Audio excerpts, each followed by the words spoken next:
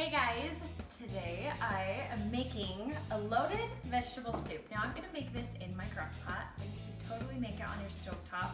Just cook it until all these vegetables are soft. And I'm gonna show you how to make this without any meat if you just are wanting to load up on vegetables, but you could totally throw in some chicken breast or like ground turkey to give you some added protein, and especially if you want to make this a heartier soup if you're serving it as like a main dish. So I'm gonna just jump right in and get started. So I've got my slow cooker here. This is a 6-quart slow cooker. So you want it to be pretty big because we're gonna fit a lot of stuff in here. I'm just gonna spray some non-stick cooking spray because that always helps with cleanup. And then we're gonna just jump right in. Sorry about my baby in the background. This is life, making dinner for your family. So I've got 1 onion that I've chopped up. And then I'm gonna add about 1 pound of potatoes. Now I just did red potatoes and I kept the skins on. I scrubbed the skins and then I'm just keeping them on because that's where a lot of the nutrients are. So dump in your potatoes. And then I just chopped up 1 big sweet potato. I love the color of sweet potatoes, plus the flavor is really good. And then I just cut up some baby carrots. If you're using big carrots, I would say do about 2 whole carrots. Chop them up. And then I'm gonna do just 2 stalks of celery. You can dice those as small as you want or as big as you want, doesn't matter. And then right here, I've got a can of diced tomatoes.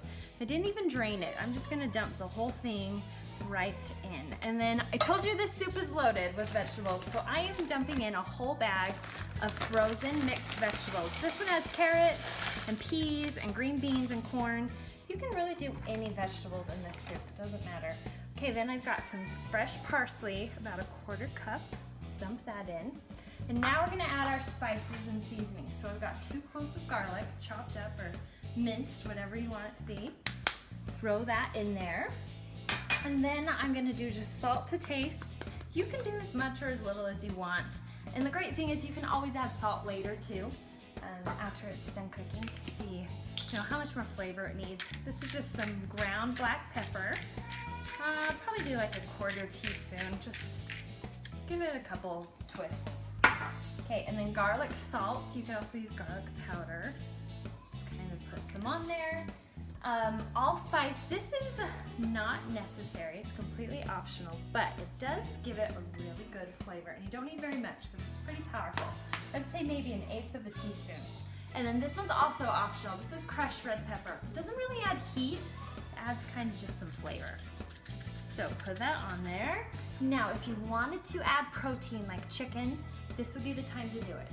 But it's totally good without that also. And then I'm just gonna add 4 cups of chicken broth. Now, if you want this to be completely vegetarian, you could definitely use vegetable broth. Just kind of use whatever you have on hand.